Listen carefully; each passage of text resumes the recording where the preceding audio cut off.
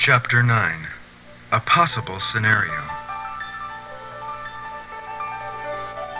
And so in the last years of the 20th century, as the Eternal One's presence grew, the earth was transformed peacefully, without the disruption that might have occurred in less educated, less cooperative times. It all began with a handful of human beings turning to the Creator and asking for guidance and direction. God's intelligence then entered their lives with far more clarity and accuracy than they had anticipated. They were delighted. Their lives prospered. Soon, other humans of that era turned to see what the secret of success might be. And these, the first awakened ones, said, "Pray, that is our secret. Pray. Open a window to God. Ask the Eternal One at the source of all life to guide you. Then stand back and be amazed, for your direction will emerge before you with crystalline clarity and truthful precision. You will want to change some things about the way you live. We did. But these changes are minor adjustments compared to the phenomenal benefits you will begin to receive almost immediately as you seek God's input and welcome the Holy Spirit into your lives." And so these other humans prayed, and they too became intelligent and prospered in God's ways. As time went by, those motivated by love grew rapidly in influence and in number. They taught the fearful that it was to their own survival advantage to renounce the ways of fear. They devised carefully thought out educational programs to teach the ways of love.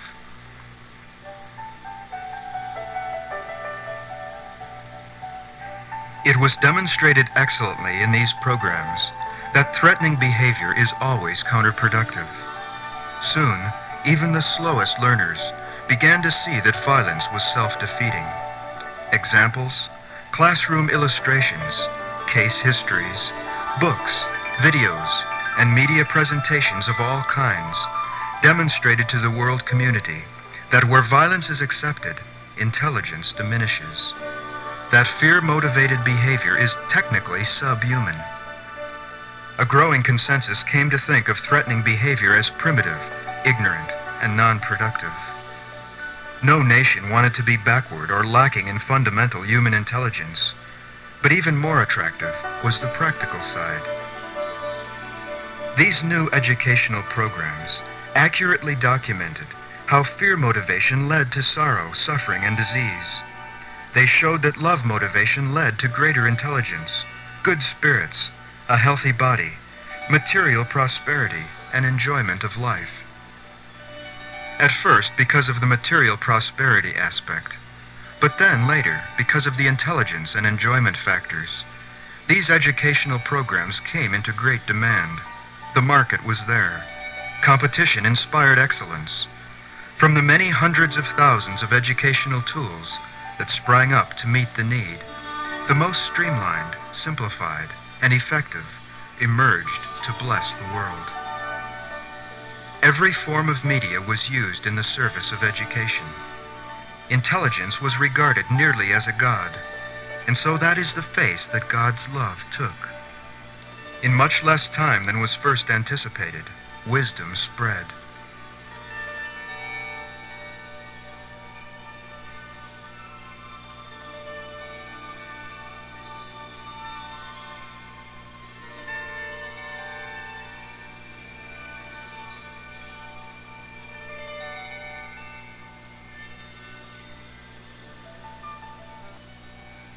As the field of my presence strengthened, the political and commercial climate of the earth changed.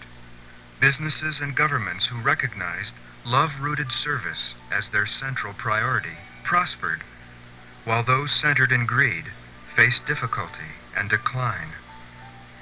By the middle of the first decade of the 21st century, the superior adaptive pattern had been accepted by virtually everyone. Instead of going out with a destructive cataclysm, history was transformed, forgotten in the growing enthusiasm that surrounded the new discoveries that were inevitably made during these times. Along with the good health and material prosperity that came to those who shared God's love, other unexpected benefits came. Groups of people began to notice how their energies were amplified enormously when they united in love-rooted purpose. As people gathered in local groups and organizations, praying together for the guidance of the Holy Spirit, coordination of an unprecedented nature, unlike anything ever seen in the fallen state, began to organically, rhythmically, naturally unfold, linking at first one here, one there, gradually building, until it soon spread as a single pulsation throughout all the earth. Educational activities were complemented in wonderful and unexpected ways. People found that as they taught others, they themselves came to understand more fully. The living information that ever circulates in the eternal presence was now circulating through the human family as well. The earth was flooded with insight, intelligence. The healing was accomplished. Happening in the midst of all this was the gentle awakening of the Eternal One. Everyone knew it was occurring. Everyone was intellectually and emotionally prepared. Still, it came as a surprise just how wonderful it all turned out to be. The first day, the first Christmas morning, when the Creator awoke in the human family. Some were surprised there were not more outer changes. On the other hand, few had anticipated the profound emotional difference that the actual moment of full awakening would introduce. The feeling of the earth, the atmosphere of all human interaction, was lightened and blessed, almost beyond human ability to contain the joy. Although most human beings had become familiar with the currents of my love before the actual quantum moment of awakening, and although the frequencies of love had already reorganized much of human society, still, when the great moment came, when the last of the fear frequencies were directed back into their assigned place in the created order, there was something tangibly different, wonderful beyond all previous human experience.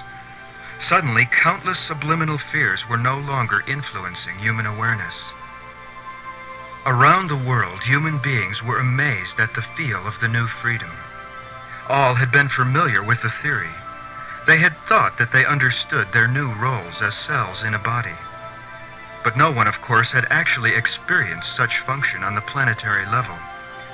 They had not realized just how free each human being was intended to be, far freer than ever before. In organic union, in holy communion, I blended with each one. Every human spirit knew its source in me. Each enjoyed being me as a distinct individual, fulfilling a creative design that no one else could fulfill with the same artistry or effectiveness. Each one enjoyed the distinctions of others, much as humans had always enjoyed distinctions, but more so now, for the distinctions became simultaneously less and greater. In form, the distinctions became greater than they had ever been in the fallen state, but in spirit, the distinctions dissolved altogether. One Holy Spirit, one wonderful terrestrial body. Each human being's unique contribution toward the whole blended with every other in a quality of compatibility that flowed effortlessly into the creative activity of the second stage of universal creation. Gently, I began using the various arms of the human family as a single being uses the cells of a single brain. The human population grew until nearly 11 billion shared my presence. The earth knew one creator, one lover, one thinker, one song. Yet that song broke into multitudinous chorus as the waves of creative love surged out from the center of my being and splashed into new civilizations and new societies of harmonious human interaction. Each individual human being knew him or herself as the same I, the same self, the creator I am. So it came to pass that I was one, and yet I was 11 billion, My intelligence was everywhere as my love created. All understood. All shared the same being, the same moment. All were present in the presence of God. In the early decades of the 21st century, I moved slowly in the earth, for people were not yet accustomed to populations shifting so effortlessly or flowing so joyously together. I kept my first movements light and gentle. I knew my human ones needed time to adjust to the new ways. Yet it was not long before every human heart came to hear its own song, as it was still coming on the wind. So by the time the waves of my joyful intention began to initiate creation, the people involved were already dancing ahead. They had come to recognize their own song in my singing and their purposes in mine. The cells of my awakened body knew my joy. Their yoke was easy, their burden light. Every human spirit was attuned to source motivations originating in the powerful frequencies of my love, spiraling into time from the center of eternal being. As people grew accustomed to dancing on the waves of creativity that sang matter into cooperative biological form, the movements of my body on earth became more rapid. Yet there was no hurry. I allowed the new creation to rise gradually in volume, like a song, softly playing ever in the background, a theme woven around beautiful melodies, undergirded with strong rhythms and graceful harmonies, gradually building, ever building, to crescendo in the later centuries of the third millennium, but not at first. The 21st century was primarily a time of celebration. All that had survived of the traditional folk cultures of the earth was drawn into joyous ecstasy as the new energies of spiritual organization rearranged human affairs. The celebration of the folk traditions of the various peoples and nations of the earth had practical as well as ceremonial value. For through such celebration, coupled with a new perception, people learned of themselves, their cultures, their roots and deeper purposes. For the first time, they came to understand their own essences. As these essences rose from within them, accompanying the overture of my human song, the traditions that had helped them discover this creative core in themselves became less important. My love grew in their lives and began to convey increasingly specific purpose and direction. Such celebrations, in addition to enjoyment, provided doorways to self-discovery. Even after my awakening, many people still had no clear idea what I had created them for, or what their deepest talents and interests actually were.